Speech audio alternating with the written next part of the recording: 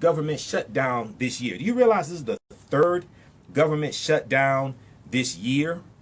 And Republicans control the U.S. House of Representatives, the U.S. Senate, and the White House.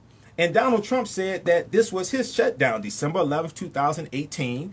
He was in the Oval Office. He met with Chuck Schumer, Senate Minority Leader Chuck Schumer, and House Minority Leader Nancy Pelosi. And he said he would take credit, he would take the responsibility for the shutdown, for this fake wall that he said Mexico was going to pay for. Now he's trying to force American taxpayers to pay $5.7 billion for a fake wall that most border security experts say is totally unnecessary and a total waste of time. Okay, so now this fool, now we're in day 9 of a partial shutdown of the federal government. Okay, 800,000 employees who are either furloughed or who can't come to work, and they're not getting paychecks. All right, day 9. Now, Thursday, January 3rd, Republicans take control of the House of Representatives, and you're going to see a lot of investigations that are going to be launched, as they should, and all hell's going to break loose. So we'll talk some about this day 9 of Trump's government shutdown to build his fake wall that he lied and said that Mexico was going to pay for. And then also we see that, about 3 or 4 weeks ago, we did a story. We talked about an article from the New York Times that dealt with how Jefferson Beauregard Sessions III, one of the last things he did when he left his position as Attorney General was to write a memo which restricted when consent decrees could be put in place, when consent decrees could be used by the Department of Justice. Well, NBCnews.com, Tremaine Lee for NBC News, did a really, really good story over the past few days dealing with what Jefferson Beauregard Sessions III did in his last act as Attorney General and the impact that will have on holding police accountable. Okay, and he also revisited Ferguson, Missouri, to find out what changes have taken place in Ferguson, Missouri, as it pertains to law enforcement and the treatment of African Americans, over policing, etc., since August 9th, 2014, when Michael Brown was killed. Okay, so we'll talk about that as well. And last time we were on the air, I think that was December 15th, I think it was, okay? And the story had broke, it was December 16th. Sunday, December 16th was the last time we were here. Now, I've done Facebook Live broadcasts since then, and we put them on YouTube. Go check those out, okay? And we did one. I did one dealing with some of the history of Kwanzaa. Check that out. Our Facebook fan page, The African History Network, The African History Network, and also on YouTube, Michael Imhotep. And I'll be doing some broadcasts this week as well. But Washington Post had a big story that dealt with 2 studies that talked about how the Russians used all social media platforms, right, to target Americans and to sow racial discord and sow divisiveness, okay? And then they also talked about how Russians specifically targeted African Americans in the 2016 election to either encourage them to not vote for Hillary Clinton, okay, vote for Bernie Sanders or Jill Stein, or not vote at all. We'll talk a little bit about this because I told you this was taking place while the 2016 election was happening. I was looking at the propaganda. I told people what was taking place. People didn't want to listen. We'll deal with that and a lot more right here on 910 AM, the Superstation, Future Radio, the African History Network Show. I'm Michael Imhotep. We'll be back in a few minutes. Welcome back to the African History Network Show right here on 910 AM, the Superstation, the Future Radio. Hey, I'm your host, Brother Michael Imhotep. It is Sunday, December 30th, 2018, and we are live. We got to give a shout out to the Detroit Titans, who just won their game. You heard that. You heard the game here, right here, live on the air. They won 73-61. They're playing against Cleveland, the Detroit Mercy Titans. So shout out to them. Congratulations on your win. All right, so follow us on our Facebook fan page, The African History Network, The African History Network. Okay, and we're broadcasting live there, and also on 910 AM Superstation's Facebook fan page as well. You can check us out there also. All right. let me change up quickly here. I want to go to this story dealing with. Let's go to the story dealing with the African American hotel guest who was staying at a Marriott hotel and was kicked out of the hotel. Okay, so this past year, you know, we've talked a lot about hashtag being black, hashtag being black. Okay, and this is another example of that as well. All right, hashtag being black. And I want to let you know quickly before we go to that, I'll be back at the Charles H. Wright Museum of African American History this Tuesday, 3 p.m. to 6 p.m., January 1st, New Year's Day, for their last Kwanzaa celebration. It is Imani, faith. The last day of Kwanzaa is Imani, which means faith. So I'll be there 3 p.m. to 6 p.m. The Shrine of the Black Madonna is the organizer of this last day of Kwanzaa. Come on now, it's going to be a fantastic day. There's an African marketplace. The African History Network will have our vendor table there as well. You can come out, you can meet me. It's free and open to the public. Bring your family also. And then Monday, 3 p.m. to 6 p.m. for the 6th day of Kwanzaa, Kuumba, which means creativity. The host is Mama Soul, featuring Malcolm X. Elliott and Zubair and the Zoo. And Mama Soul puts on a fantastic show as well. So come on out to that also. Visit theright.org for more information. Theright.org for more information. Okay, so NBCnews.com has a good article about this. I know News1.com had an article dealing with this as well. You had two hotel workers who forced an innocent African-American guest to leave the hotel lobby. They were finally fired 1 week after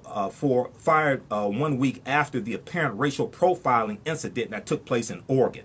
Now, the unidentified, now former security guard and manager at the DoubleTree Hotel kicked out Jermaine Massey, who was simply making a phone call in the hotel lobby, which first raised the suspicions of the security guard before the manager called the police. Now, the DoubleTree Portland on their Twitter account posted on December 29, 2018, we have terminated the employment of the two men involved in the mistreatment of Mr. Massey. Their actions were inconsistent with our standards and values. We reiterate our sincere apology for what he endured and will work with diversity experts to ensure this never happens again. Okay? So, what I find very interesting is that this took place in the first place. Okay, and Mr. Massey was interviewed by Don Lemon on CNN. Okay, and we'll pull that clip up for you in just a minute. All right, but we've seen incident after incident dealing with hashtag while black, whether it's cooking while black, right? Whether it's sitting in a university and having the police called on you, and African Americans being where they're supposed to be, and still having the police called on them. Okay, so we've seen this over and over and over again. All right, so now the DoubleTree Hotel tweeted Saturday that they have terminated the employment of two men. All right, so Jermaine Massey was the African American man who was staying at the DoubleTree Hotel. All right. And he accused the hotel of racially profiling him after a security guard called police to remove him from the hotel lobby December 22nd, 2018. Now, he's staying at the hotel, and his attorneys say they want a public explanation and intend to pursue legal action. All right. And the Oregon Public Broadcasting System company there reported this. On this past Friday, the hotel apologized to Mr. Massey on Twitter, and they said the employees involved have been placed on leave and an investigation would be done. A day later, it said the two workers were fired. The security guard told Mr. Massey that if he could not provide a room number, he would be asked to leave. The Washington State resident left with an officer, according to a police report.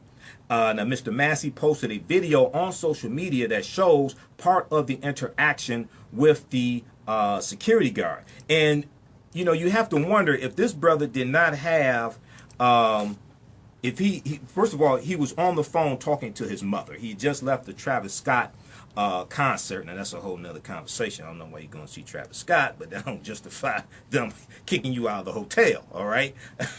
But he was talking to his mother on the phone in the hotel lobby, And when a security guard approached him and asked him, was he staying at the hotel? He said, yes, he was. He showed his room key to prove he was staying at the hotel. Security guard asked him what was his hotel number, and he couldn't remember his hotel number. Now, I stay in hotels, every other month when I travel. And sometimes, a lot of times I have to look at the little sleeve that the room key is in to remember my hotel room, especially if you just checked in that day. Okay, you don't just automatically all the time remember your hotel room. Okay, so there was another way to handle this. Now, what Mr. Massey said was, he said there were white people there in the lobby, right? And nobody was messing with them. Okay, so I find this very, very strange. Now, General Manager Paul Peralta, Peralta, said in a statement earlier this past week that the hotel reached out to Mr. Massey, okay, who, let's see, first name Jermaine Massey. They reached out to Jermaine Massey earlier this week to try to reach a resolution. Now, Jermaine Massey's lawyer said the hotel should publicly answer why security approached and questioned him and explain how, as the security guard said, Massey was a threat to security. So this is the latest high-profile incident in which African Americans have been removed from businesses. Last month of November, police in the Seattle suburb of Kirkland helped the owner of a frozen yogurt shop kick out an African American man because employees said they felt uncomfortable. Okay? Police in Philadelphia in April arrested 2 African American men at a Starbucks coffee shop, after a manager called police to say they refused to make a purchase or leave. And that caused Starbucks, that was a national story, that caused Starbucks to have to change their bathroom policy. Okay? So, you're going to hear more about this story, and we'll try to get the story up from CNN. I'm trying to pull this up now also. Okay? All right. So, we have that, and check out this article from NBCnews.com from the Associated Press. This is from December 30th, 2018. Oregon hotel fires employees who asked black guests to leave, okay? And we see that News1.com has an article about this. Fired. Portland hotel workers who kicked out innocent black guests finally lose their jobs, okay? Portland hotel workers who kicked out innocent black guests finally lose their jobs. So we'll talk about that here in just a minute. All right. I'm trying to get used to this. I had to buy a new laptop. My other laptop is dying on me, and I'm trying to get used to this new laptop. So just this thing, I don't know what's going on. Just bear with me here. All right, so if we look at this article from News1.com, right, it talks about how the timing of and sentiment behind the terminations of these 2 employees was questionable at best, considering there was video evidence supplied by James Massey, who was a confirmed paying guest at the hotel. All right. Now, the men who were fired only after Jermaine Massey's social media post about his mistreatment went viral and resulted in media coverage. All right. Not only that, but they were first placed on leave instead of being fired immediately for what the DoubleTree confirmed in its tweet Saturday was, quote unquote, inconsistent with our standards and values. Inconsistent with our standards and values. All right. So, and let's see. So if we look at his Instagram account for Jermaine Massey, let's see, it's been, I can't see how many times it's been viewed.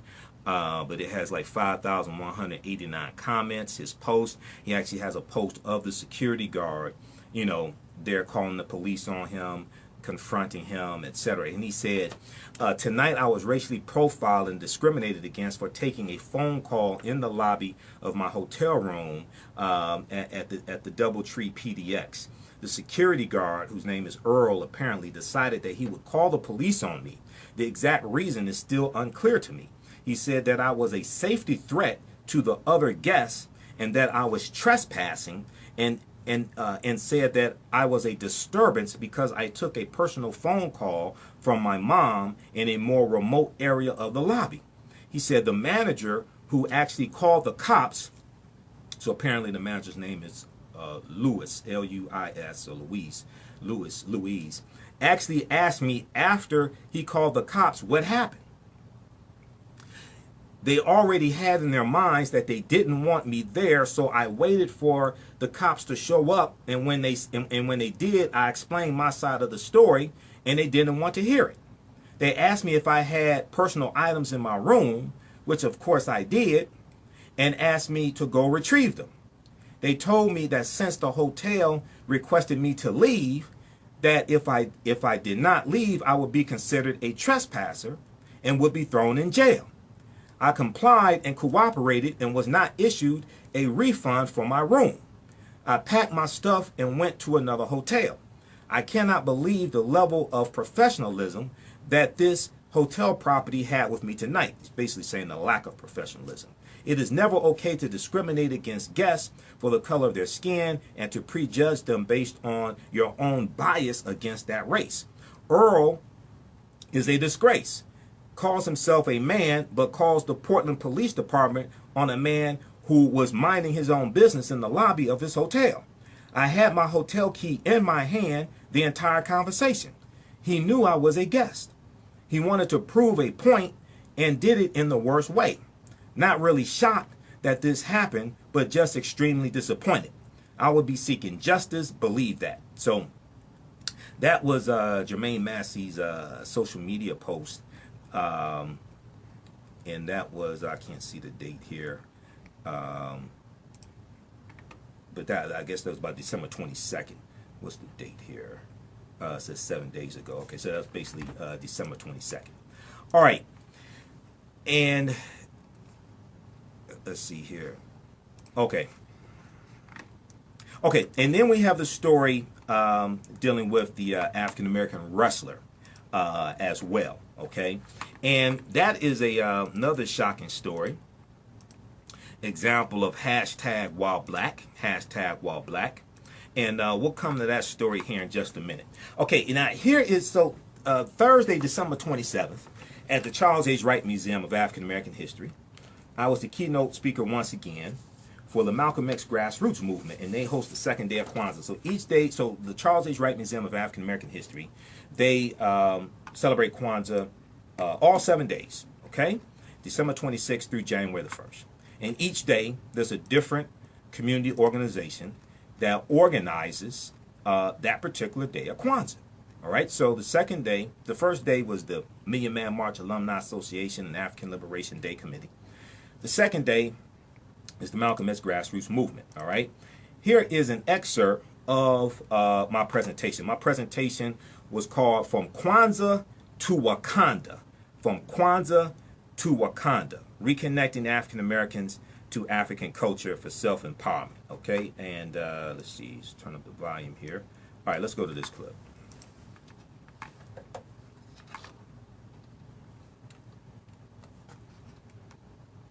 Is it playing? You got it? Is it playing? Okay, hold on. All right, we'll get that after the break. We'll get that working for you because you don't want to miss that. Okay.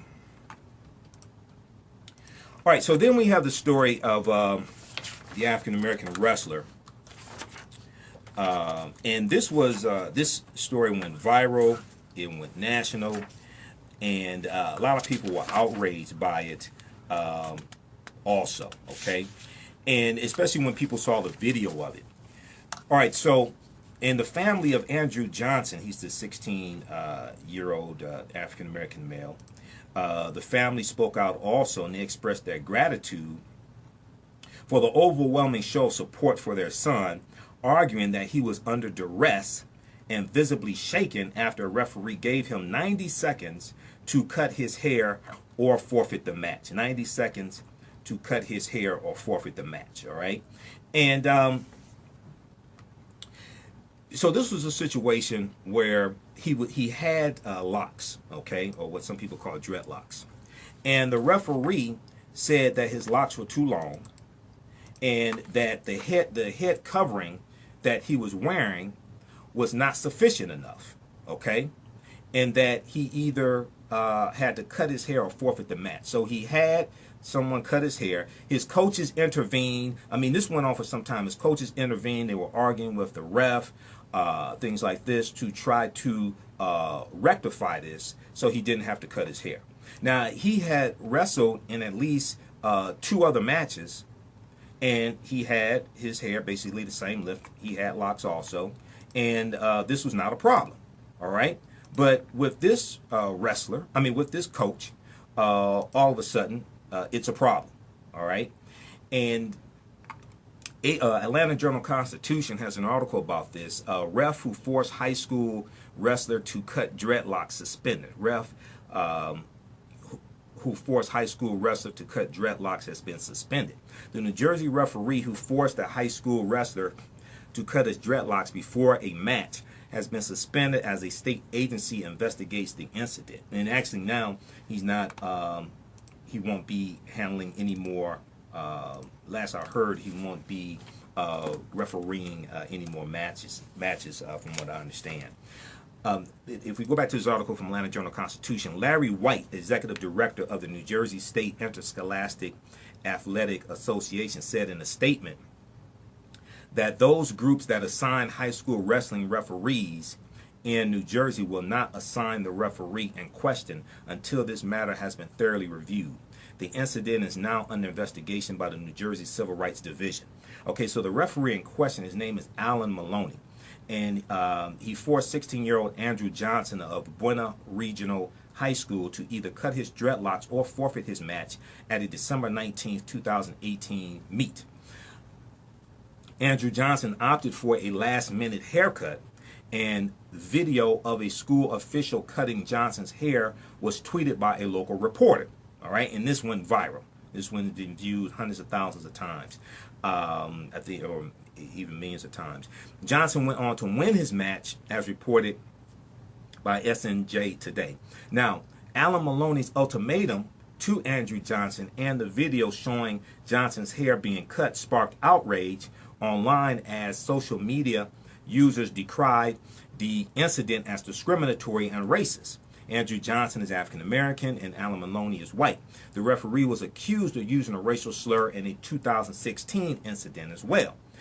Quote, the staff and administration within the Buena Regional School District will continue to support and stand by all of our students and student athletes. Buena Regional School District Superintendent David Capuscio said in a December 21st letter to the community. Quote, in collaboration with the New Jersey State Interscholastic Athletic Association and its ongoing investigation in this matter, the district will take appropriate action as more details become available. Okay, end quote. Now, Andrew Johnson's parents, Charles and Rosa Johnson, issued a statement this past Monday through attorney Dominique Speziali. The statement said Alan Maloney was late to the match and did not question Johnson's hair or need for a head covering during the initial evaluation. The referee later informed Andrew Johnson's brother, Nate Johnson, that he and Andrew Johnson would have to wear head coverings during the match, according to the attorney. But when it was Andrew Johnson's turn to wrestle, Alan Maloney, quote, rejected the head covering he was wearing, end quote, and issued the ultimatum. Andrew Johnson had been allowed to wrestle in previous tournaments with the same head covering, the statement said. Now, attorney Speziali, quote, said, quote, the blame here rests primarily with the referee, end quote, and those that permitted him to continue in that role despite clear evidence of what should be a disqualifying race-related transgression, end quote, okay? And so there was a lot of community reaction behind this as well, and the community came out in support of this young man also, all right? So we'll talk a little bit more about that. I know in a few minutes here we're coming up on a break. We'll talk some more about that here shortly. And then you had Oh, also the calling number 313-778-7600. 313-778-7600 is the calling number if you have a question or comment. Okay, 313-778-7600 is the calling number if you have a question or comment. Okay, so we are in day 9 of Donald Trump's shutdown. This is Donald Trump's shutdown. Don't be mistaken. We are in day 9 of Donald Trump's shutdown, and we're not sure when it's going to end. Day by day is getting worse. More government entities are going to be shutting down as their funding runs out. This affects, on the surface, 800,000 employees. Okay, 800,000 employees on the surface are affected by this. And we know that the bill in the House of Representatives has already passed to fund $5.7 billion for Donald Trump's fake wall. Okay? But the holdup is in the Senate. Now, the Senate, we know, they're still on recess. Okay? They come back in session this coming week. But everyone is saying the votes, you need 60 votes in the Senate to pass this bill.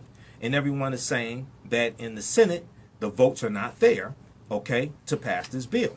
So if you look at the article from Washington Post, federal government shutdown enters second week with no resolution in sight.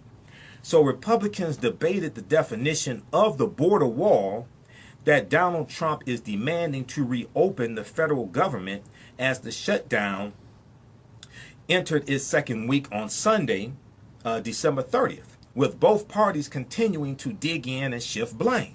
Now, this is the third government shutdown this year. Republicans control the U.S. House of Representatives, the U.S. Senate, and the White House. This is the third government shutdown this year. Okay, I want people to understand this. All right, so now days before the start of a new Congress and Trump's first experience with divided government, there was no signs of direct negotiations involving the president. Okay, there was no signs of coming to a resolution here. There was no signs of this ending. All right. So the conflict centers on Trump's wish for a physical wall at the U.S.-Mexico border, but even the nature of that, this demands some type of clarification as well, because Trump keeps shifting in his language. Now, on the campaign trail, he talked about a solid brick wall. And he talked about 2,000 miles of this wall. And he said over and over and over again that Mexico was going to pay for this wall. That most border security experts say is a waste of money and is not needed. They're saying you need more fencing, you need to repair fencing that's there, you can use drones, you can use surveillance cameras, you can use manpower, woman power, okay? But they're saying that to have this wall, okay, is a waste of money. Now, there was a bipartisan bill to fund border security, which was tied to the funding bill for the government. And that was in the Senate, okay? Trump, what happened was Rush Limbaugh, who has 20 million listeners, and Ann Coulter, right-wing, very right-wing, ultra-conservative pundit, started lashing out at Donald Trump in their media outlets. And they were saying that if Trump did not get funding for this fake wall, that basically he would lose support from his followers. Trump needs support from his followers because he knows numerous investigations are coming when Democrats take control of the House of Representatives Thursday, January 3rd. He knows an impeachment is coming. The last show we did here, December 16th, 2018, we talked about how there are 17 investigations into various organizations that Donald Trump has led in the past 10 years. Washington Post reported December 15th, 2018, they have an article entitled "Mounting Legal Threats Surround Trump as nearly every organization he has led is under investigation. Read this article. Mounting legal threats surround Trump as nearly every organization he has led is under investigation. Okay? So Trump was demanding $5.7 billion. So what happened was Trump said he was not going to sign this bill unless it provided $5.7 billion to build his fake wall. So then Paul Ryan, outgoing House of Representatives Speaker, said that the House was going to go back and write another bill to include the $5.7 billion to fund his fake wall. So that passes the House of Representatives. It's now up to the Senate. The Senate is saying they don't have the 60 votes in the Senate to pass this. Trump has then backed off of the $5.7 billion and said he'll take $2.5 billion. He's already cracking under the pressure. He's already cracking under the pressure. Now what's going to happen is the pressure is going to ramp up once people come back off of vacation, once people get back home, get back to work, and really find out what's going on.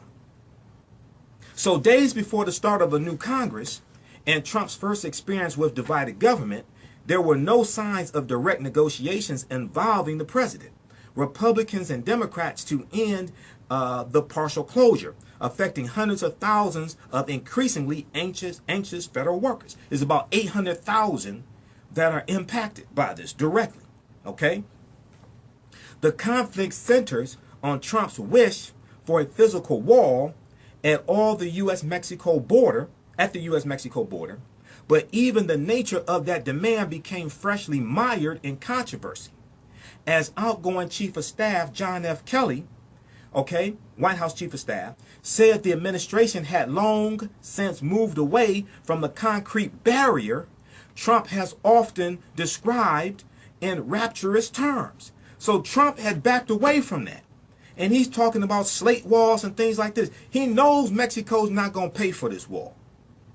But because he was attacked by these right-wing commentators, then he put his foot down because he does not want to lose support from his base, because he's hoping his base will come out in support of him to protect him from an impeachment, which is imminent. So outgoing White House Chief of Staff John Kelly told the Los Angeles Times, quote, "To be honest is not a wall. To be honest is not a wall." Now, and this was a story published on Sunday in the Los Angeles Times. He went on to say, quote, "We left a solid concrete wall early on in the administration when we asked people what they needed and where they needed it," end quote. Now, recently, Donald Trump has taken to describing a wall made of steel slats. All right. Now, what most people are not telling his ignorant followers who keep demanding a wall is that the government is going to have to confiscate white people's homes that live along that border through eminent domain. So the same Donald Trump supporters who are claiming build the wall are not talking about they're going to take white people's homes through eminent domain. Wait till that happens. At the very same time, they're not talking about white undocumented immigrants who come through the Canadian border. They're not worried about white undocumented immigrants coming to this country through the Canadian border.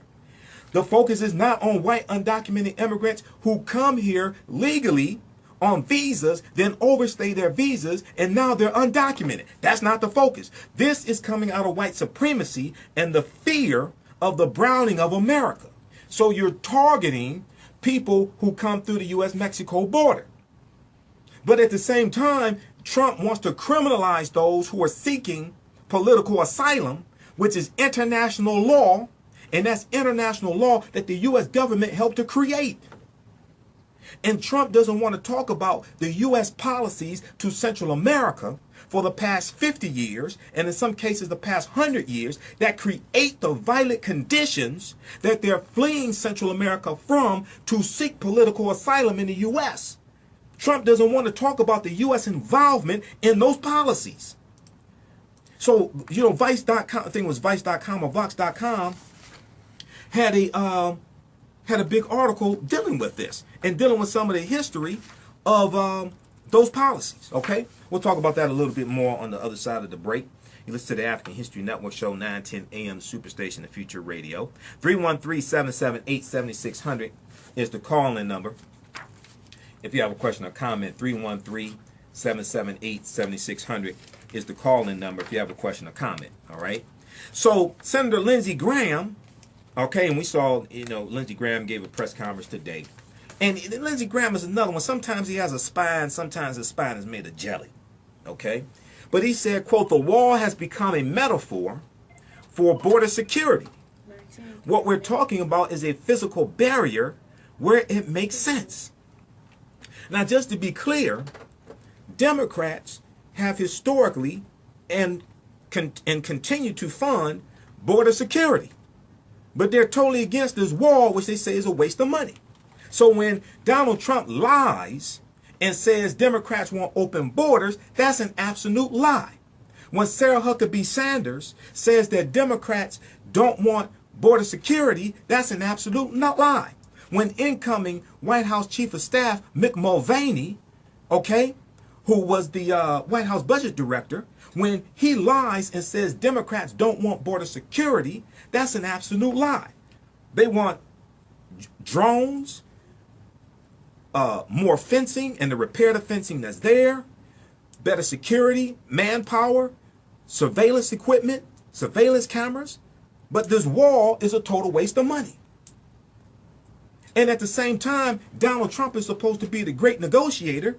He claims he wrote the art of the deal, but that's a lie. Because Tony Schwartz was Donald Trump's ghostwriter. Tony Schwartz was the one who wrote the art of the deal, along with Trump. Google Tony Schwartz. He's been interviewed on MSNBC many times. People know Tony Schwartz was the one who wrote the art of the deal, not Donald Trump. He was the ghostwriter. But if Donald Trump is such a great negotiator, why can't he get Mexico to pay for this wall? So the wall has become a metaphor for border security. What we're talking about is a physical barrier where it makes sense, says Senator Lindsey Graham, Republican of South Carolina, who spoke to reporters at a White House lunch with Trump on Sunday, December 30th.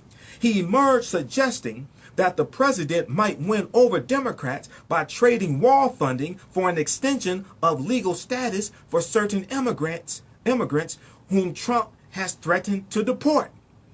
Trump walked away from a deal back in January to fund his wall in exchange to maintain DACA.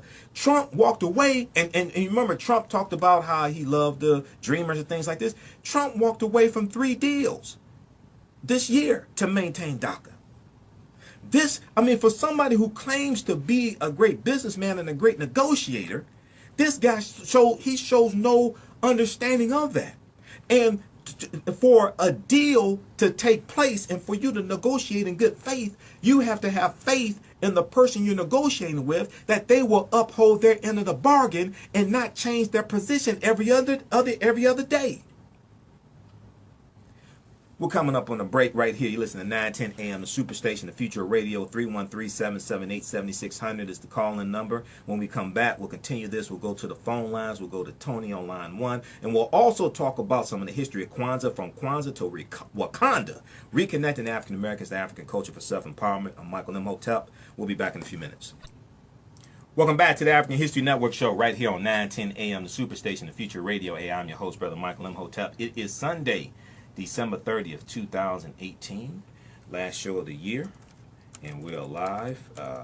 It is the 5th day of Kwanzaa, Nia, which means purpose, and we'll talk about some of the history of Kwanzaa here in a few minutes. I want to say Habaragani and Herizak Kwanzaa, which means happy Kwanzaa to everyone. Be sure to visit the Charles H. Wright Museum of African American History as they continue to celebrate each day of Kwanzaa. Their next celebration will be on Monday, December 31st, New Year's Eve, 3 p.m. to 6 p.m. So you can still go out and party for New Year's Eve, 3 p.m. to 6 p.m. It's free and open to the public. Bring the family. It's family friendly also. And the organizers for the 6th day of Kwanzaa Kuumba, which means creativity, will be the host is Mama Soul, featuring Malcolm X. Elliott and Zubair and the Zoo. So they have some great music, some conscious music. There should be African dance there as well. It's a really, really great, really excellent family friendly event, cultural event that takes place there. Okay, and there's an African marketplace also. So be sure to support the vendors. I've been there the past 5 days. Yesterday, I was at the Charles H. Wright Museum from 6 p.m. to 9 p.m. for the event. Brother Katie Awedu from LIB Radio, he was the keynote speaker. And before that, I was over at Birch Warehouse for the Cooperative Economics Detroit Entrepreneur Workshop put on by the People Coalition and Brother Negas Vu. So I was a speaker over there also. So shout out to everybody there. Thanks for having me. And I dealt with some of the history of African Americans engaging in cooperative economics. We have a long, rich, deep history of engaging in different types of co-ops, whether it's the Free African Society, whether it's things like the Colored Merchants Association, the Colored Farmers Union. There's Dr. Jessica Gordon Nimhard, who I interviewed back in 2014, wrote a book called Collective Courage, which deals with the history of African American co-ops, okay? And it deals with the history of us using cooperative economics, which is an African principle, to fight against white supremacy and racism. All right, name of her book is, give you the name of her book, you need to get this one. Collective Courage, A History of African American Cooperative Economic Thought and Practice. Collective Courage, A History of African American Cooperative Economic Thought and Practice. All right. Okay, so let's go to the phone lines quickly. Let's go to Tony, line 1. Welcome to the African History Network show. Tony, tell us where you're calling from. I'm from Detroit. Happy Kwanzaa and Hawaii Vani. All right, sister. Nia. Okay, go ahead. Thank you. Yes. Well, I wanted to comment on the Jersey wrestler, the young high school student who was forced the ultimatum to cut off his locks or forfeit the wrestling match. You know, that was such an egregious event because no one stood up for him, and the referee was a racist. He had a previous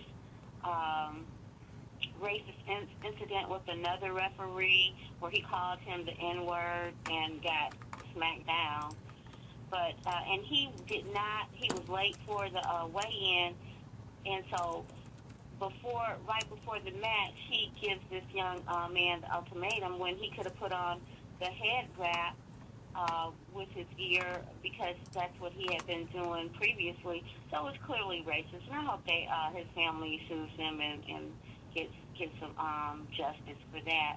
Right. Now, before, just so we understand, his coaches did stand up for him, and they argued with the coach, argued with the referee over this. His coaches did intervene on his behalf. Go ahead.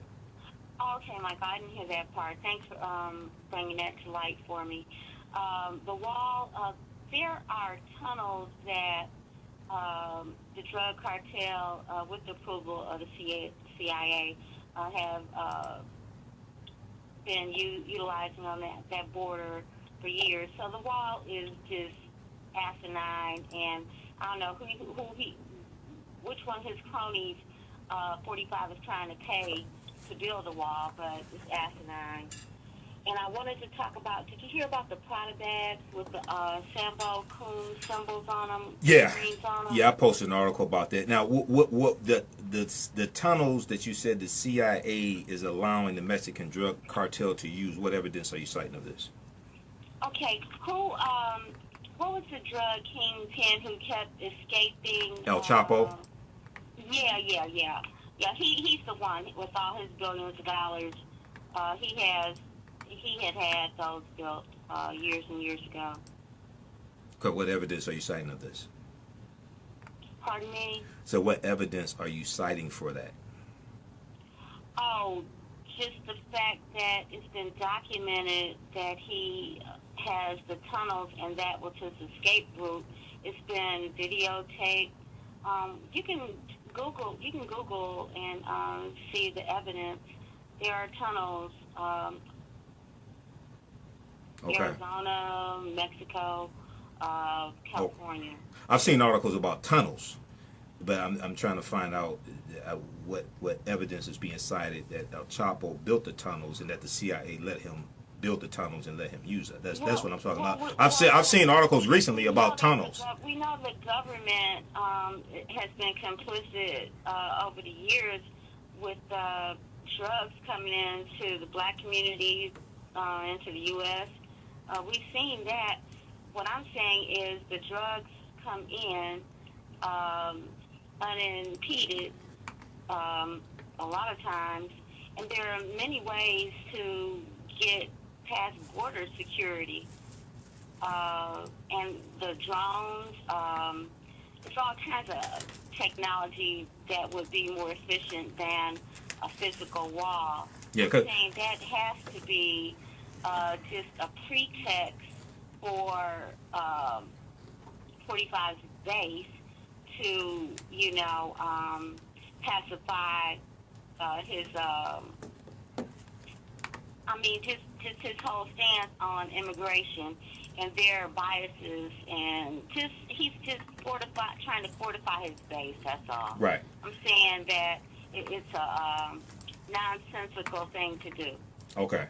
Go ahead to you. And 5 billion, 6 billion, or however, it's not even sufficient. And a physical wall. I mean, they did that in Berlin. They did that in other places. I mean, it's just right. It's dated and asinine. Right. Okay. Go ahead to your next point. Okay.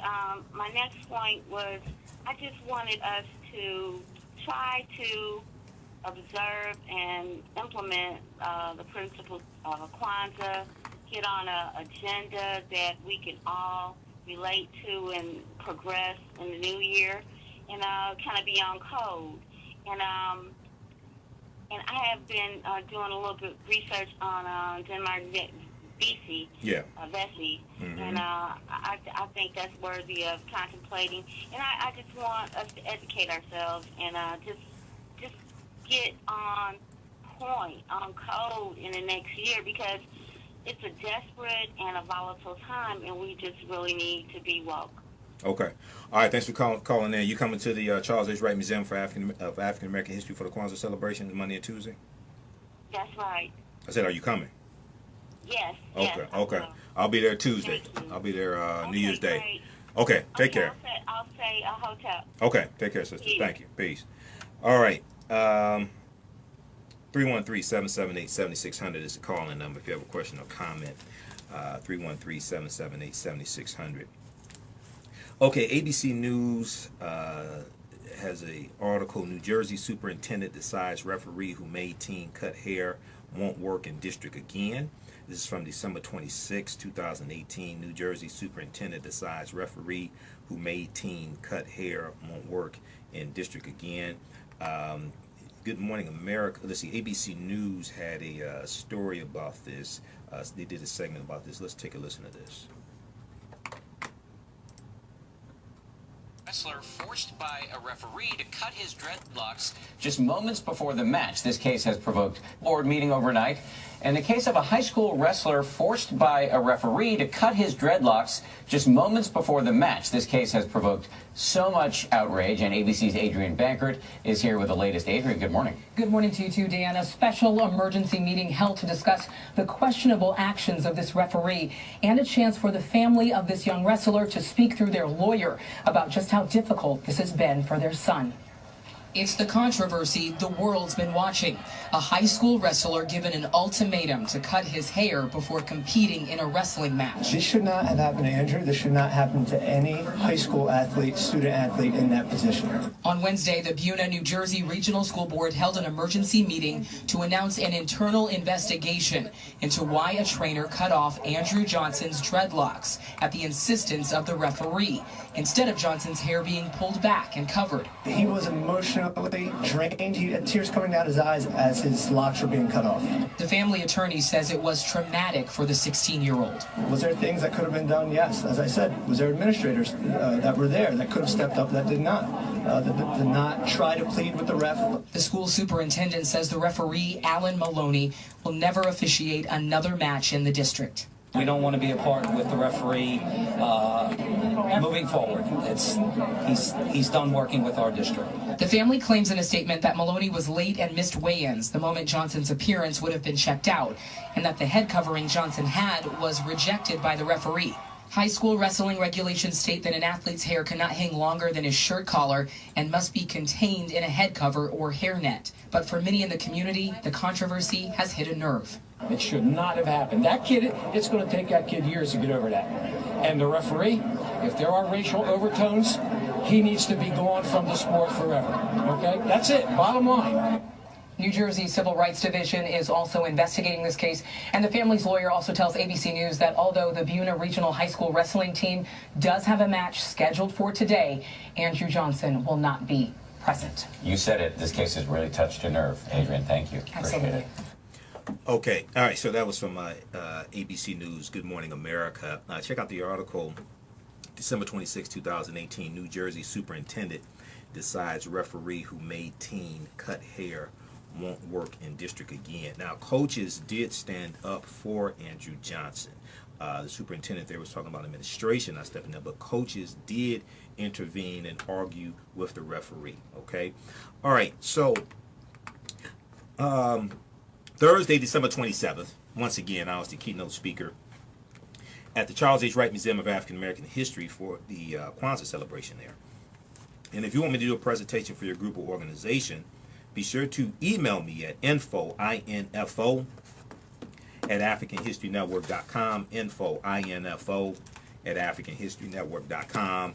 Also, you can give us a call, 313-462-0003, 313-462-0003.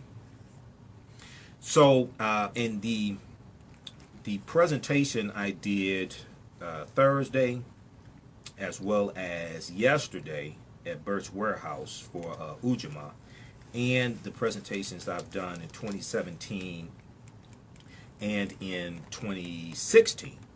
We have them all available. It's on one DVD. I just made it available today. It's 4 of my Kwanzaa presentations. That's available at AfricanHistoryNetwork.com, AfricanHistoryNetwork.com, From Kwanzaa to Wakanda, Reconnecting African Americans to African Culture for Self-Empowerment. So that's on sale $10. It's 4 presentations there, and on digital download is $8. Okay, AfricanHistoryNetwork.com. Here is an excerpt of my presentation from Thursday, December 27th, 2018. Expire. You have to renew it. Okay, it's not enough just to have a membership. You have to renew it each year, unless you get a lifetime membership. Okay, so I want to thank you for coming out to the second day of Kwanzaa. My name is Michael Imhotep. I'm the founder of the African History Network, host of the African History Network show. I'm a talk show host, researcher, lecturer, and writer. All right, so this year has been a very strange year. We survived another year with this fool in the White House. And this presentation here, okay, deals with Kwanzaa, but it deals with some other things that have been going on this year as well.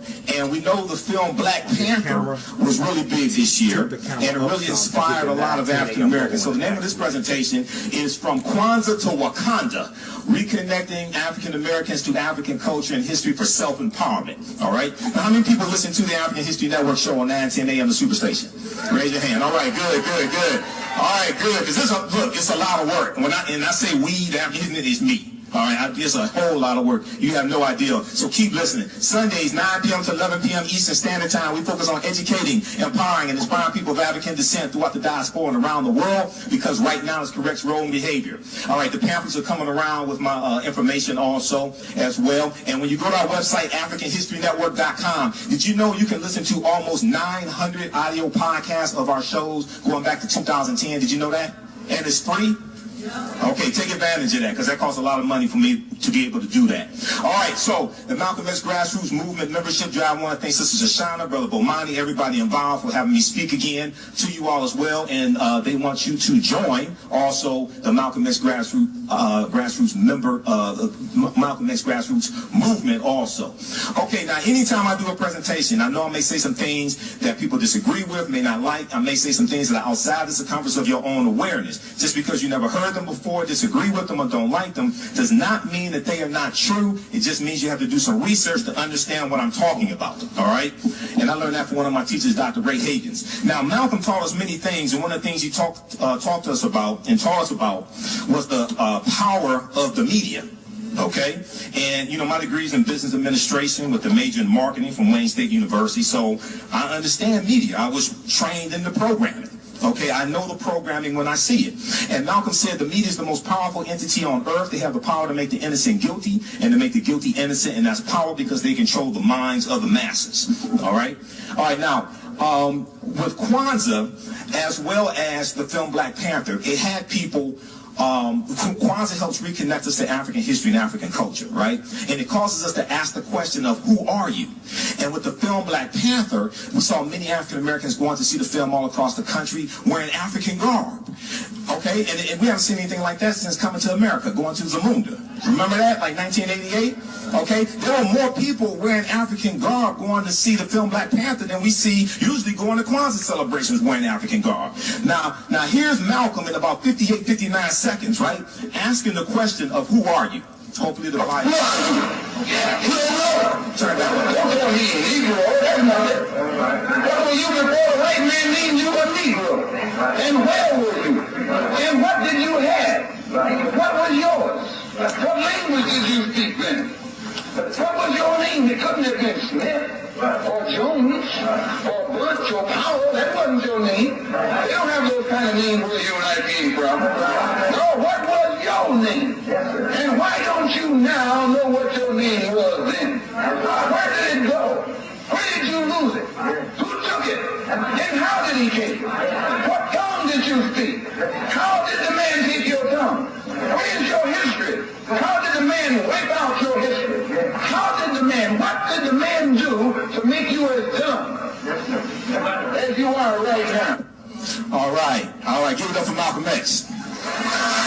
All right, so very, very important questions he asked, right? Now, Kwanzaa helps to answer the question of who are you, okay? And it deals with who are we by reconnecting many African Americans to African history and culture. And a people's history and culture teaches them how to deal with the problems of the past in the present and the future to meet the needs of the community. Okay, this is what Brother Jamon Jordan is breaking down to you with how African Americans saved the DSO. Okay, a people's history and culture teaches them how to deal with the problems of the past, in the present, and the future to meet the needs of the community. Now, how many people saw the film Black Panther? Okay, so in the beginning of the film, when they have a ritual combat to see who's going to be the king of Wakanda, and see there are 18 different tribes that make up Wakanda. Wakanda's not just all one group of people. There are 18 different tribes. So you saw T'Challa, okay, of the Panther clan fighting against M'Baku of the Jabari tribe. Okay, and when he was losing, his mother, Ramonda, played by Angela Bassett, actually, that's his stepmother. His mother died a few days after he was born. That's his stepmother. She said, show them who you are, right? You remember that? Well, before you can show them who you are, you must know who you are.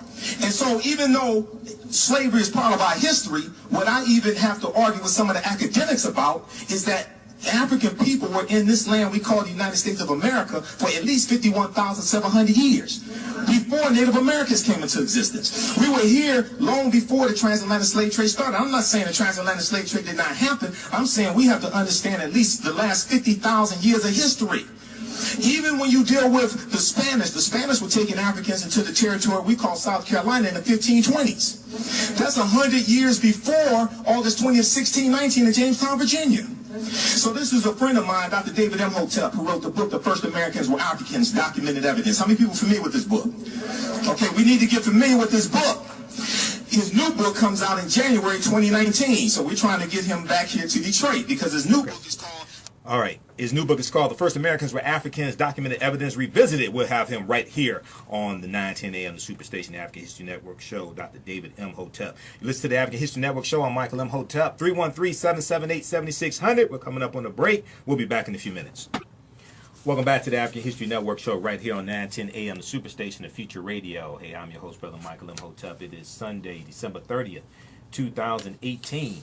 It is the 5th day of Kwanzaa, which is Nia, which means purpose, to make our collective vocation the building and developing of our community in order to restore our people to their traditional greatness. To make our collective vocation the building and developing of our community in order to restore our people to their traditional greatness. Okay. All right, and I'll be back at the Charles H. Wright Museum of African American History in Detroit on Tuesday, January 1st, 2018 for the Kwanzaa celebration. It's 3 p.m. to 6 p.m., 3 p.m. to 6 p.m. It's free and open to the public. It's family friendly. Bring the family. They have African dancers. They have edutainment. They have presentations. And the last day is sponsored by the Shrine of the Black Madonna. The Shrine of the Black Madonna. And I'll be in the African Marketplace, so be sure to visit our vendor table for the African History Network. I have all my DVD presentations there. You can come meet me, ask me questions, etc. All right? Okay.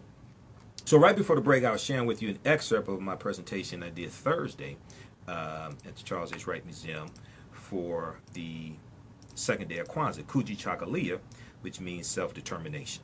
Okay? So we'll share some more of that with you in a few minutes here. Okay? All right. So I want to go to the next story here. So Jefferson Beauregard Sessions III, right, who was forced out by Donald Trump, was his attorney general. In his last act in office, he wrote a memo that restricted the usage of consent decrees. Okay? And consent decrees are a binding agreement between the Department of Justice and a police department that is enforced by a federal judge, and it is designed to change patterns and practices in the police department. But that only comes after an investigation. Okay, that comes only after a Department of Justice investigation that finds that this type of agreement is necessary. That happened with the Detroit Police Department as well some years ago. Okay, and we know under the Obama administration there were a record number of consent decrees. There were about 25 investigations into the patterns and practices of police departments under President Obama's 2 terms in office. That was a record number one, and it resulted in 14 or 15 consent decrees, which is a record as well. Well, under Jefferson Beauregard Sessions III, you know, that usage of the Department of Justice, okay, to investigate police departments, that was scaled away. He's totally against that, and he tried to back out of the consent decree with the Baltimore Police Department and the Chicago Police Department that were put in place before President Obama left office. A federal judge said, no, this has to take place. And the police departments, the Baltimore Police Department and the Chicago Police Department, they both wanted these reforms to happen also. But Jeff Sessions is totally against any type of criminal justice reform. He's totally against holding police officers accountable. So on All In with Chris Hayes on December 28th, okay, which was Friday, December 28th, they discussed Jeff Sessions, and on his last day as Attorney General, Jeff Sessions signed another order limiting the use of a tool for criminal justice reform called consent decrees. And All In correspondent Tremaine Lee went back to Ferguson, Missouri, okay, which is currently under a consent decree, to find out what's at stake for its residents now. Now, this is an example of how elections have consequences. Once again, this is an example of how elections have consequences. This is something I was explaining to people during the 2016 election. This is not about, the election was not about a personality. This is about policies. And this is understanding how politics is the legal distribution of scarce wealth, power, and resources, and the writing of laws, statutes, ordinances, amendments, and treaties, their adoption, interpretation, and enforcement, and how these policies impact every aspect of your life. Okay? Let's go to this clip. But while we wait to see what happens there, we're taking a look back at a really important action by the last person in that office, Jeff Sessions. On his final day as Attorney General, Sessions signed a last-minute order limiting the use of a tool for criminal justice reform called consent decrees. More than a dozen cities have these agreements with the Department of Justice to improve local courts and police departments. And while the order from Sessions effectively prevents more consent decrees, it also sent a signal that the DOJ is not a partner for reform. Ferguson, Missouri is one of the places currently under a consent decree. All-In correspondent Tremaine Lee went there to find out what's at stake for its residents now. So this is the spot right here? Yes, where my son lay for 4.5 hours, took his last steps and his last breath. Does it shock you when you think about just what came from your son's death? It does. I never knew so many people were watching and paying attention, you know. I also never knew that this happened to so many people before it happened to my son. The killing of Michael Brown by a police officer in 2014 sparked an uprising in Ferguson, Missouri. When the smoke cleared, a Department of Justice investigation exposed systemic racism practiced by the Ferguson Police Department in the courts. Black people were disproportionately stopped and searched by police. The city balanced its budget by fining black citizens. Ferguson police routinely use force. Nearly 90% of the time, it was against black people. A community where all of these conditions, unlawful practices and constitutional violations severely undermined the public trust, eroded police legitimacy, and made local residents less safe. The Obama administration got fully involved, bringing the full weight of the Justice Department on Ferguson. Finally, in 2016, the city reluctantly agreed to reforms, oversight, and independent monitoring. It was really important to have federal intervention. The Department of Justice kind of came in and was able to say, no, this is a problem. You're pulling too many people over. The racial disparities are alarming and you need to stop it. And having kind of the weight of the Department of Justice in that situation helped to legitimize the concerns of protesters and further the push for reforms. Months later, Donald Trump became president. Jeff Sessions became Attorney General. The dismantling of police reform began across the country. Law enforcement will be respected. You are the thin blue line. Police are not the problem. The criminals are the problem. Sessions expanded the use of private prisons. He called for harsher punishments for minor crimes. And when he was pushed out of office, his final act was to limit consent decrees, hamstringing the power of the federal government to force cities like Ferguson to reform its courts and police. There are a number of people, including former Attorney General Jeff Sessions, who say that the consent decrees are unnecessary. What do you say to that? I would question the credibility of the former Attorney General with respect to this particular issue. Wesley Bell is the newly elected prosecutor of St. Louis County. He will be the first African American to hold that office. He unseated Bob McCullough, the 27-year incumbent who refused to indict the officer that killed Michael Brown. We put in a lot of work to get where we are today and implement some of the most broad reforms in the country. And I would rather the former Attorney General just support what we're doing as opposed to using this as a political punchline or what have you. Why does reform, especially in this community, really matter? We're talking about the livelihoods of thousands of people. We're talking about families just being able to go to the grocery store and come home without being pulled over, just for the quality of life of people in Ferguson, for black people in St. Louis County. Actualizing these reforms is absolutely necessary to turn around a culture that has historically been oppressive to communities of color. But it costs a lot, and you're lowering morale. Yeah, but there's no cost to justice. There really is not anything too expensive to preserve the rights of people. For Leslie McSpadden, reform is personal. Her son's killing revealed widespread abuse in Ferguson. Now she's hoping to change the system from within by running for city council.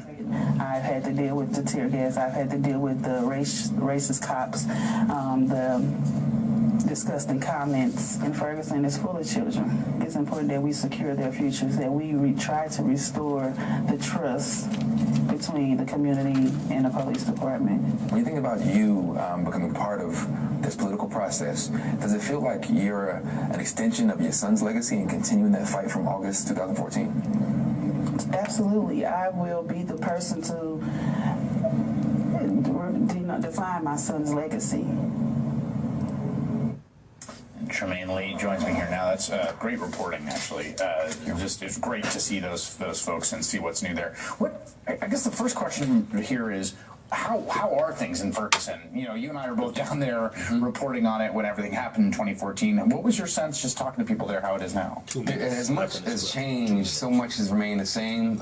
People were so hopeful for a while there. Eric Holder come to town, the DOJ validated so many of their concerns they've had for years, but progress is still slow. You know, we talked to the independent monitor. She says, you know, the city is working in good faith.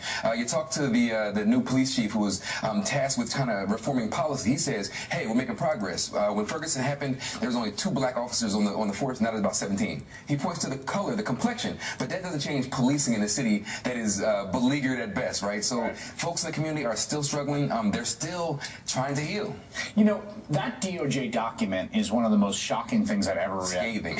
I mean, what it reveals, I wrote about it in my last book. I mean, it reveals a system of total predation on the part of the police, basically using primarily black citizens as means of extracting revenue, first and foremost, as opposed to ensuring their safety. Have those specific policies and practices identified the DOJ, have those stopped under the consent decree? At least one of the things that stood out to me, there were many things, the police sticking dogs on people and biting their citizens, but one of the big things with the statute that will stand out is there were more warrants than people in the city. That's exactly They dismissed a whole bunch of the warrants, but still, on any given night, the line is still wrapped around the building and it's full of black people. And so regardless of what policy progression is made, people in the community still see what they see in policing of black people.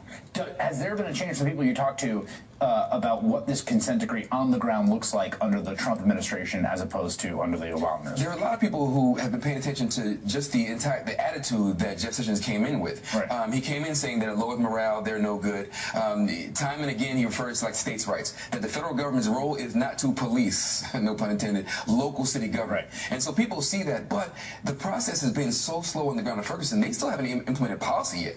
So there's still no policy. Wow. Nothing has changed. So they're just developing new policies under the consent decree. Developing the policy. So it will matter a lot to those folks what leadership at DOJ looks like in the coming years, right? Without question, because there had always been that big hammer hanging over the city. That's that if they don't do right and don't reform, that the federal government will sue you, right? Now that's been frozen. That's a really good point. Tremaine Lee, as always, man, thank you very much.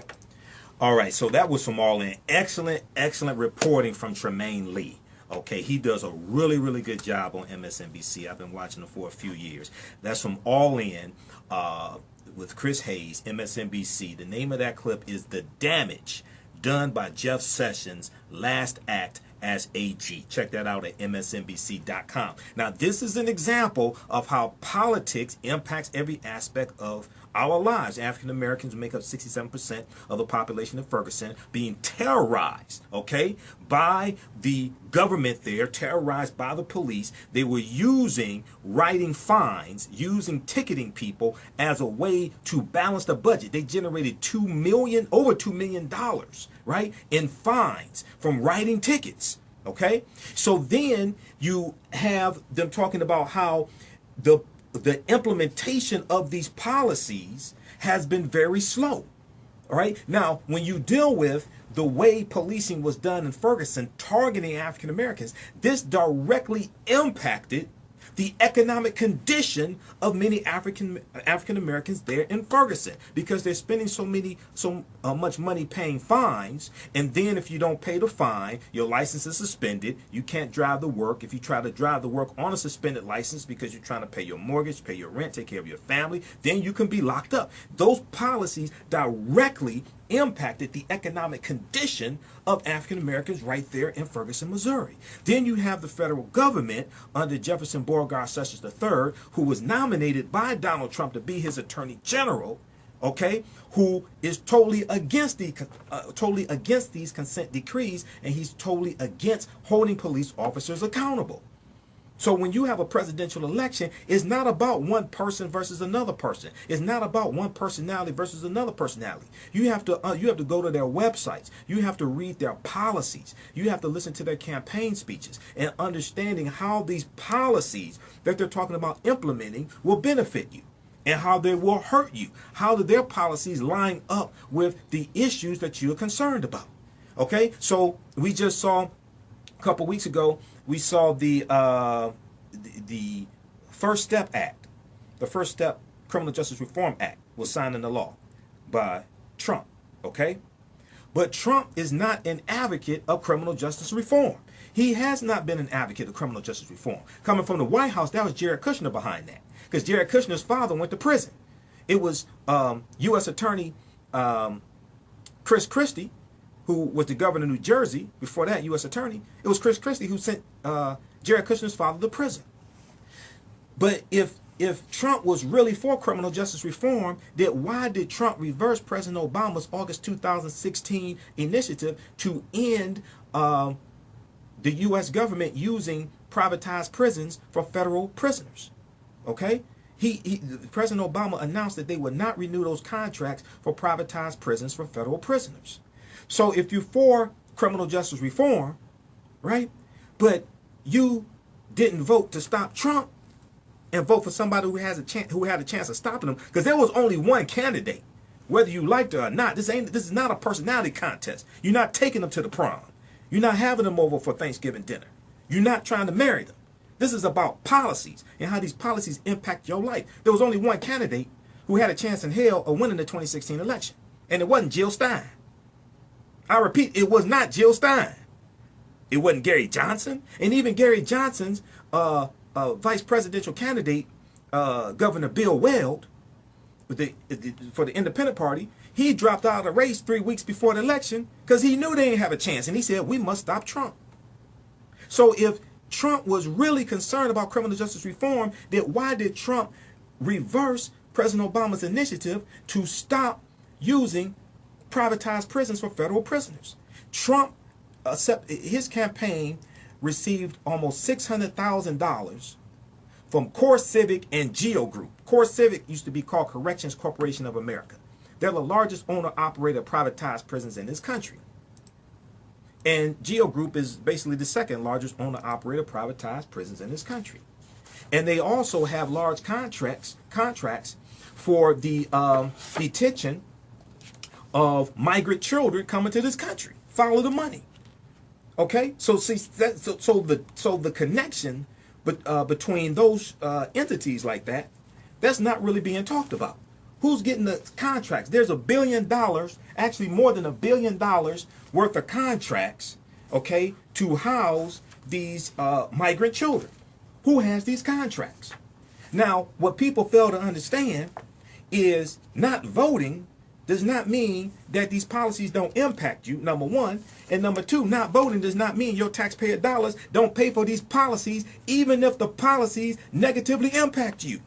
So if you're for criminal justice reform, right?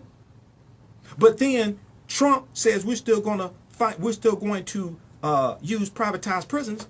Where does the money come from to pay these contracts to the privatized prisons? Taxpayer dollars. So then we are financing our own dehumanization. Read the article from, I think this is the Wall Street Journal. Hold on. Actually, I have so many articles. Yeah, Wall Street Journal, WSJ.com. Trump's immigrant detention plans benefit private prison operators. This is from July 2nd, 2018. Trump's immigrant detention plans benefit private prison operators. Core Civic, Geo Group, both Trump campaign contributors, have become more reliant on ICE revenue in recent years. Tennessee-based Core Civic Inc. and Florida-based Geo Group had already been helped by higher federal spending on immigrant and customs enforcement, ICE. Now, the Trump administration is seeking $2.8 billion in the 2019 budget year to increase the number of beds in immigration detention centers to 52,000. That includes 49,500 for adults and 2,500 family beds from about currently 40,000 currently, okay, according to a spokeswoman. Shares, because these are publicly traded stocks. Follow the money. These are publicly traded stocks. Core Civic and Geo Group. Shares in both companies rose in the month of June after ICE, Immigration and Customs Enforcement, issued a notice that it may seek 15,000 new beds for families. An ICE official said it made the request for information on potential facilities and providers, quote, in anticipation of the potential need to house a large number of family units, end quote.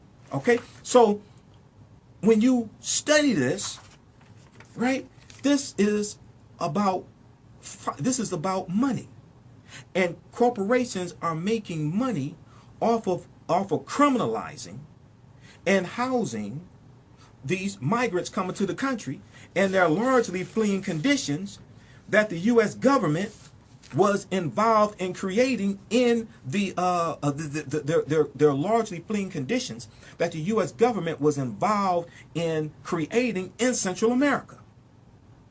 So then you look at them talking about, well, they can, if they come to the correct ports and seek political asylum, we'll let them in. But then they keep blocking them at the legal ports of entry for political asylum. You read the article from Vox.com from June 5th, 2018. Trump keeps making it harder for people to seek asylum legally. Trump keeps making it harder for people to seek asylum legally. It's legal to seek asylum at an official border crossing, but border agents are blocking people from getting that far. Read this article from Vox.com, VOX, okay? So this all comes out of white supremacy and racism. They're not doing this at the Canadian border where you have a lot of white undocumented immigrants coming in. The focus is not on white undocumented immigrants. This comes from a fear of the browning of America. And if you go back and you look at the press release from the U.S. Census from June 2018, it talked about how in 26 states out of 50, white people have a negative birth rate. In 26 states out of 50, white people have a negative birth rate, meaning that there are more white people dying in 26 states out of 50 than are being born. Okay? And so 2 years ago, it was 17 states out of 50. So this contributes to the fear. Now, I'm not saying all white people feel this way, but a lot of Donald Trump supporters do. Okay, and this is one of the reasons why they voted for him. But they were lied to. Some of them are figuring out they were lied to. Some of them haven't gotten the memo, right? But once more and more people find out that they're going to have to confiscate white people's homes along the border, okay, to build this fake wall, then you're going to see a revolt against them, because they're not going to give up their home through eminent domain to build this wall that's not even necessary. All right, 313-778-7600 is the call-in number if you have a question or comment. 313-778-7600 is the call-in number if you have a question or comment. Listen to the African History Network show right here on 910 AM Superstation and Future Radio. New York Times, June 20th, 2018. Fewer births than deaths among whites in majority of U.S. states. Fewer births than deaths among whites in majority U.S. states. New York Times, June 20th, 2018. The Census Bureau has projected that whites could drop below 50% of the population around 2045, the year 2045. A relatively slow-moving change that has been years in the making. But a new report this week found that whites are dying faster than they are being born in 26 states. This is up from just 17 states 2 years earlier. And demographers say the shift might come even sooner. Okay? This is what this is about. Then we look at the article from MSN.com. MSN.com, June 21st, 2018. America's white population shrinks for the first time as nation ages. America's white population shrinks for the first time as nation ages. So this was about the press release that the Census Bureau put out June 21st, 2018, called Midwest Home to most of the counties with decreases in median age. Midwest Home to most of the counties with decreases in median age. Census.gov. Read all this, because when you study this, you can see what's behind it. Okay? And this is an example of how politics impacts every aspect of our lives. So, December 2016, Washington Post posted an article just a few hours before we were on the air. That was the last time we were on live. New report on Russian disinformation prepared for the Senate shows the operation's scale and sweep. Okay? New report on Russian disinformation prepared for the U.S. Senate shows the operation's scale and sweep. And there are two reports, okay? What they talk about is how Russia used all social media platforms. Russia used all social media platforms to target Americans, to sow discord, racial division, to influence the way we thought about certain candidates, to influence the 2016 election. So if we look at the article from the Washington Post, December 17th, it was uploaded December 16th, but it appeared in the Washington Post newspaper December 17th. A report prepared for the U.S. Senate that provides the most sweeping analysis yet of Russia's disinformation campaign around the 2016 election found the operation used every major social media platform to deliver words, images, and videos tailored to voters' interests to help elect Donald Trump and work even harder to support him while in office. The report obtained by the Washington Post before its official release on Monday, December 17, 2018, is the first to study the millions of social media posts provided by major technology firms to the U.S. Senate Intelligence Committee, led by Senator Richard Burr, Republican from North Carolina, who's the chairman, and Senator Mark Warner, Democrat from Virginia, who's the ranking Democrat. The bipartisan panel also released a second independent report studying the 2016 election on Monday, December 17, 2018. Lawmakers said the findings, quote, do not necessarily represent the views, end quote, of the panel or its members. Now, the first report by Oxford University's Computational Propaganda Project and Graphica, a network analysis firm, offers new details of how Russians working at the Internet Research Agency, IRA, Internet Research Agency, Russia's research internet agency, which U.S. officials have charged with criminal offenses for interfering in the 2016 campaign, sliced Americans into interest groups for targeting messaging. Interest groups for targeted messaging.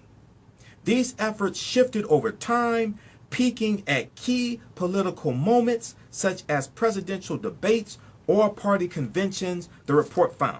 Okay, I know we're running out of time here. I want to go to this clip quickly. This is from MSNBC. This is Ali Velshi talking about this report. So let's go to this clip here. Are under attack again after two reports revealed that the Russian social media campaign to manipulate American voters during the 2016 presidential election was far more extensive than first thought. The reports were prepared for the Senate Intelligence Committee by Oxford University and New Knowledge, a cybersecurity firm that specializes in helping brands under attack through disinformation campaigns. Researchers reviewed millions of Facebook, Instagram, and Twitter posts and YouTube videos posted by the Russian troll farm known as the Internet Research Agency and concluded that the Russian campaign was designed to help Donald Trump and hurt Hillary Clinton by inflaming right-wing conspiracy theories and suppressing the vote of left-leaning groups, including African Americans. The New Knowledge report also criticized social media companies for failing to come to grips with the extent to which their platforms are being used for foreign propaganda. Joining me now to take a closer look at this is Renee DiResta. She is the Director of Research at New Knowledge and one of the authors of the report. She's also the Head of Policy at Data for Democracy, which works to promote trust and understanding in data and technology. Renee, thank you for being with us. Thanks for having me, Ali. What did you learn after studying? Look, every American had heard something about this. Before you studied this, before you went through all of these posts on all of these different platforms, what did you learn afterward that you didn't know before?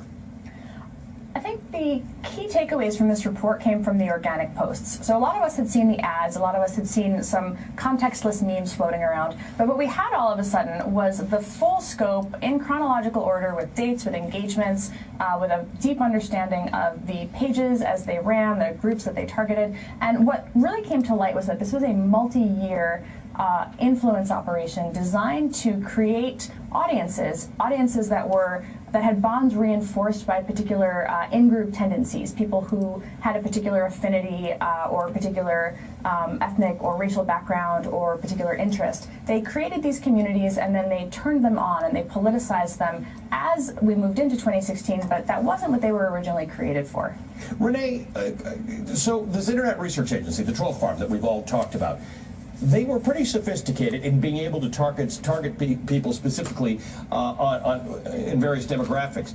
How were they that effective? Did they have other information or other knowledge that helped them know whether I am somebody who should be targeted or you are? We really don't have any insight into that from this data set. What we know is that the original kind of seeds, the original people that they attracted to these pages that they created, these communities, were attracted through ads. So when you run a Facebook ad campaign, you can target people according to interest, according to geography, according to demographics, according to email addresses uploaded as part of a list. We have evidence of the first three. We have evidence that they used some lookalike audiences, which is where they try to find people who are similar to people who like another one of their pages. So we can see them growing these audiences, but we can't see the final audience makeup. We don't have visibility into that from this data set, and we also don't know if they had any extra help. It was a very sophisticated segmentation. What does extra help mean to you? Pause it right You said here. you don't know if they had extra. Okay, I'll turn me back on. Okay, we're running out of time. Check that out at msnbc.com. Russia Report author says this was a multi-year influence operation. That's on Ali Velshi's show, msnbc.com. Russia Report author says this was a multi-year influence operation. Hey, be sure to visit our website, AfricanHistoryNetwork.com, AfricanHistoryNetwork.com. We have our latest DVD presentation there, from Kwanzaa to Wakanda, Reconnecting African Americans to African Culture for Self-Empowerment. And it has 4 of my Kwanzaa presentations there, the ones I just did this past week. That's on that DVD. We also have it available on digital download, okay, and that's on sale only $10. And also we have the 8 DVD bundle pack, The Africans That Were Here Before Columbus, The Africans That Were Here Before Columbus, which deals with the African presence in this country going back at least 51,700 years ago, and includes a double presentation I did with Dr. David Imhotep, who's the author of the book, The First Americans Were Africans, Documented Evidence. That's available at AfricanHistoryNetwork.com. All right, so I will see you all Tuesday, January 1st, at the Charles H. Wright Museum of African American History, 3 p.m. to 6 p.m., free event open to the public for the last day of Kwanzaa. This day is sponsored by the Shrine of the Black Madonna. And be sure to visit the African Marketplace. I'll be there as well. Visit theright.org, W-R-I-G-H-T, for more information. And remember, the African History Network, we focus on educating, empowering, and inspiring people of African descent throughout the diaspora and around the world, because right now it's corrects wrong behavior. It's not over till we win. Wakanda forever. We'll talk to you next week. Stay tuned for Pastor Mo. Peace. Happy New Year, and Harry's Kwanzaa. Just needed some hope. All right. Okay, guys. We got to get out of here. Thanks for tuning in. Share this broadcast on your Facebook page. We'll be on live Monday for a broadcast dealing with Kwanzaa and dealing with also the 4th day of Kwanzaa, Ujamaa, and some of the things I talked about in my presentation. And so we'll do probably 2 Facebook Live broadcasts. Hey, if you want to advertise on the African History Network show and advertise with the African History Network, email us at customerservice@AfricanHistoryNetwork.com, customerservice@AfricanHistoryNetwork.com, okay? And yeah, so email us there. We'll let you know how you can do that. And you can now also advertise on the podcast of our shows also. And you can also donate to the African History Network. PayPal.me/the AHN show. PayPal.me/the AHN show. All right? All right. Talk to y'all later. Peace. I have to get out of here.